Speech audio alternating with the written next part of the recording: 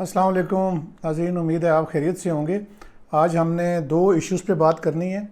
ایک تو جو بہت بڑا ایشو ہے، جو لکی مروت میں جو پولیس کے لوگ ہیں وہ انڈس ہائی وے پہ بیٹھے ہوئے ہیں، اور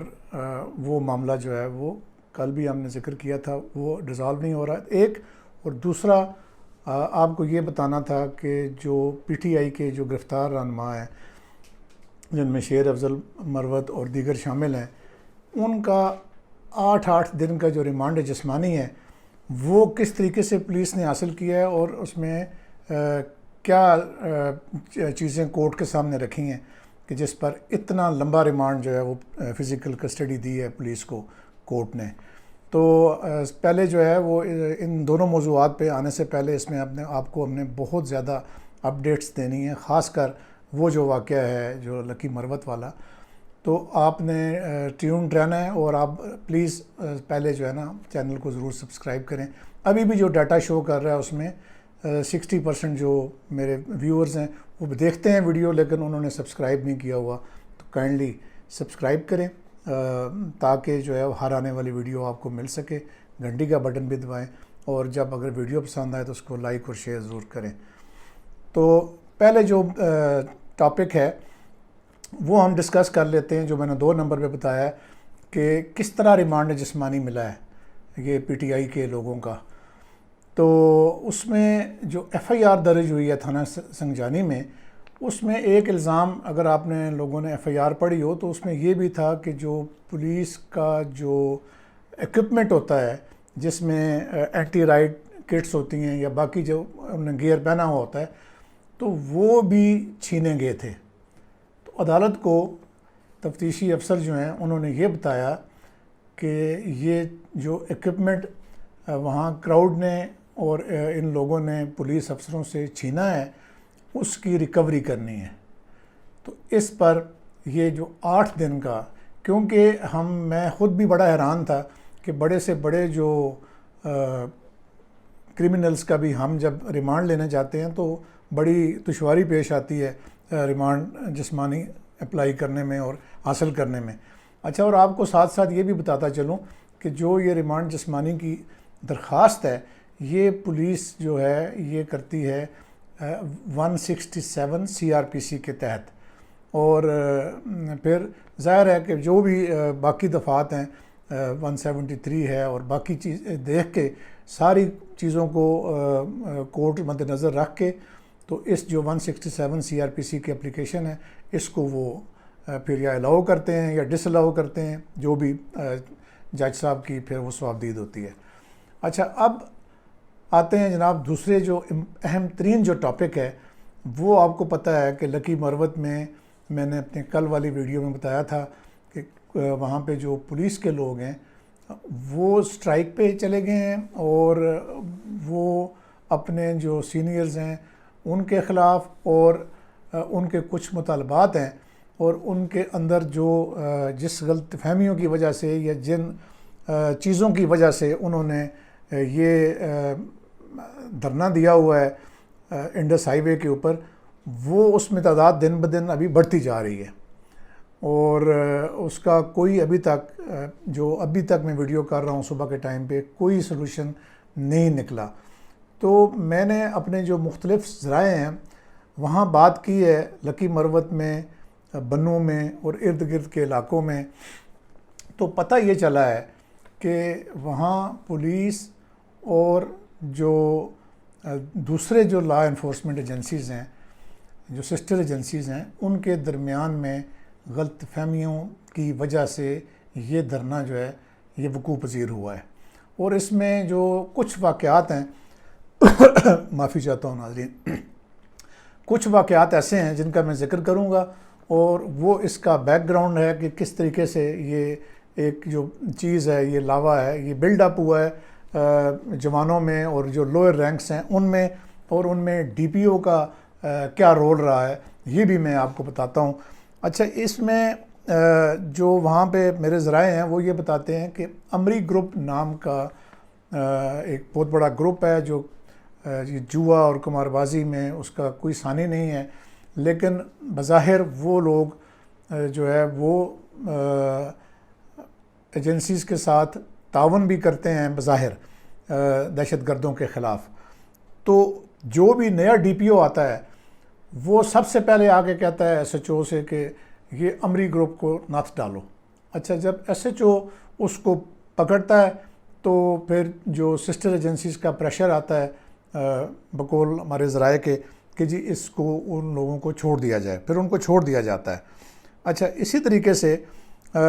جو کچھ جوان ہیں وہاں پہ ان سے جب بات ہوئی ہے وہ کہتے ہیں جی کہ ایک چوکی ہے منجی والا چوکی لکی مروت میں, وہاں کوئی 6 مہینے پہلے اٹیک ہوا تھا, اور اس اٹیک میں بھی پہلے جو چوکیداروں نے سمجھا کہ یہ چور آ گئے ہیں, ان کو نہیں پتہ تھا کہ یہ دہشت گرد ہیں,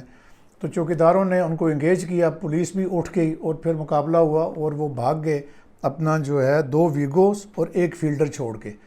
اب جب یہ گاڑیاں چھوڑ کے یا ان میں وہ بھاگے تو جو پولیس کے وہاں کے لوکل پولیس ہے انسپیکٹر سے جو نیچے لوگ ہیں یا ڈی ایس پی سے نیچے جو لوگ ہیں,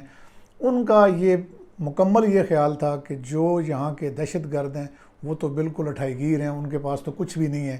اور وہ موٹر سائیکلوں پہ آتے ہیں, یہ ویگوز اور یہ جو ہے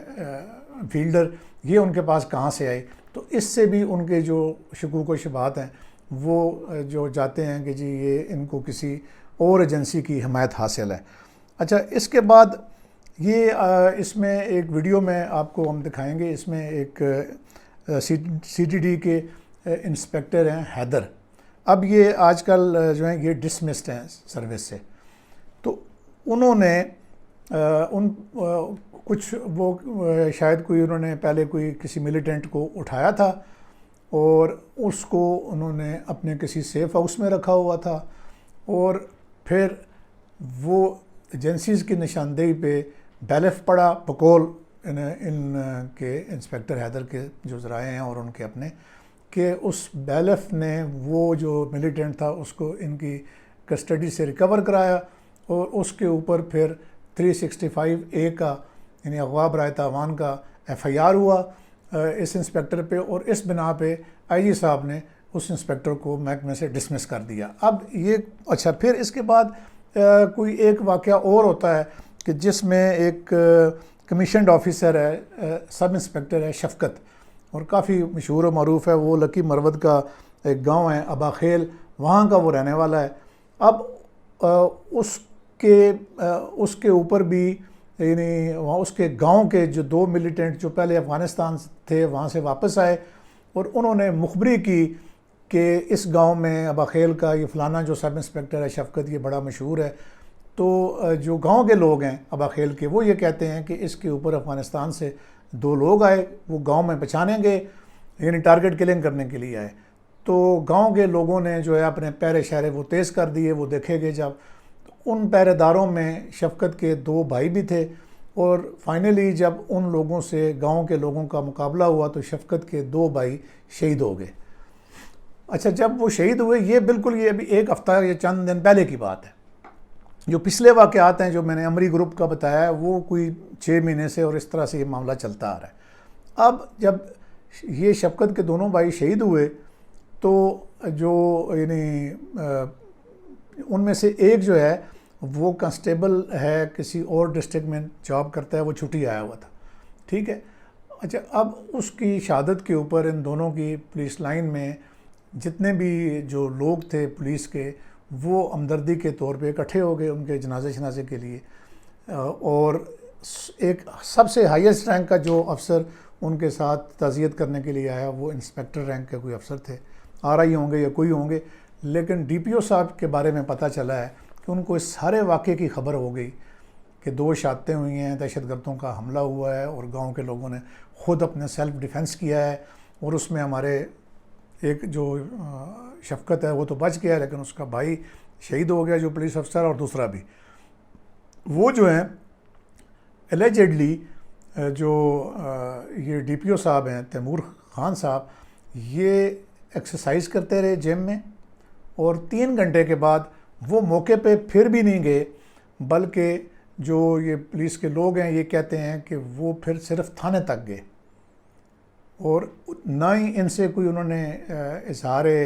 تعزیت کیا اور نہ کچھ کیا. تو یہ جو ایک وہ ڈی پی او صاحب کا یہ جو کسے کہتے ہیں نا کہ عمل تھا اور ان کا یہ رویہ تھا، اس نے جو پولیس کے لڑکے ہیں ان میں بہت زیادہ وہ کر دیا، یعنی ایسا جذبہ پیدا کر دیا کہ ہمارا تو والی وارث ہی کوئی نہیں ہے اور ہمیں دہشت گردوں کے اوپر چھوڑ دیا گیا ہے اور ہمارے افسران ہمارے ساتھ نہیں ہیں. تو یہ پھر نکل کے انہوں نے اپنی رائفلیں جمع کرائیں اور یہ نکل کے پولیس لائن سے باہر جا کے بیٹھ گئے. پھر بھی ان کے پاس کوئی نہیں آیا تو پھر یہ انڈس ہائی وے پہ چلے گئے. اور اب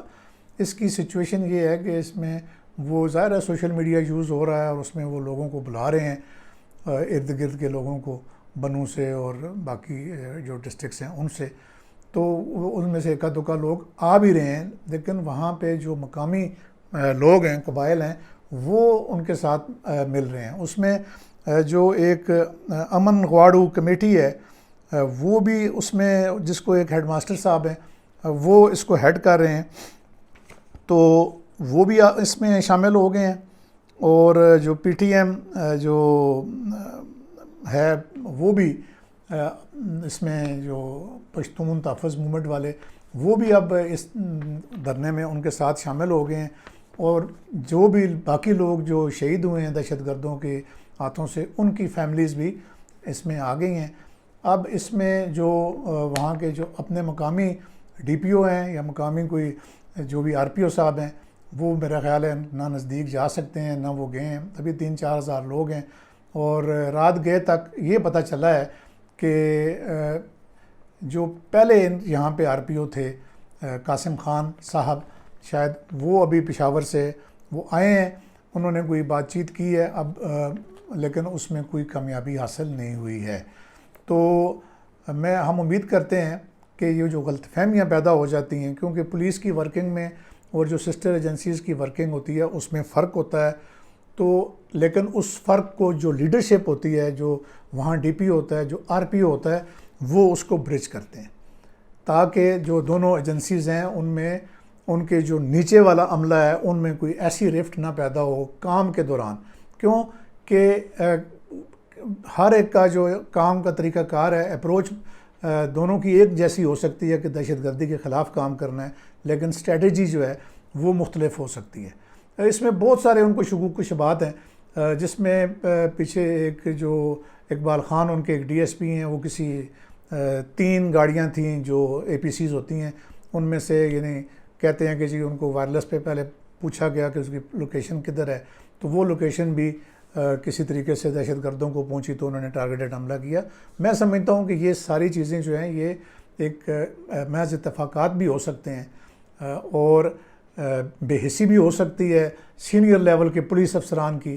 اور دوسرا ان کی جو غلطی ہے کہ جو ان کا جو گیپ انہوں نے برج نہیں کیا ہوا سسٹر ایجنسیز کے ساتھ ورکنگ کا اور اپنے لوگوں کو ساتھ لے کے چلنے کا، اس کی وجہ سے یہ سنگین جو حالات ہیں یہ پیدا ہوئے ہیں. مجھے امید ہے کہ جو سینئر لیڈرشپ ہے اور جو خاص کر جو کے پی کے وزیر اعلیٰ ہیں اور آئی جی صاحب ہیں، اگر وزیر اعلیٰ صاحب کو جو ہے وہ اپنے معاملات سے جو انہوں نے اسلام آباد میں یہاں پہ اپنے منہ سے جو پھول جھاڑے ہیں، ان سے اگر فرصت مل گئی ہو تو وہ اس واقعے کا نوٹس لیں، بیٹھیں دونوں فریقین کے ساتھ بات کر کے اور اس معاملے کو حل کریں. اس کا حل جو ہے وہ اب لوگوں کی ڈسمسل یا کہ اس پہ نہیں ہوگا، ان کے جذبات کو جو ہے وہ سمجھ کر ان کو جو ہے ان کا جو ان کے ذہنوں میں جو اشکالات ہیں وہ دور کیے جائیں اور پھر اس سارے معاملے کو افہام و تفہیم سے حل کیا جائے. امید ہے آپ کو ویڈیو پسند آئی ہوگی. اپنا اور اپنے گرد و نواح کے لوگوں کا خیال رکھیے گا. پاکستان کے لیے دعا کیجیے گا. اللہ حافظ.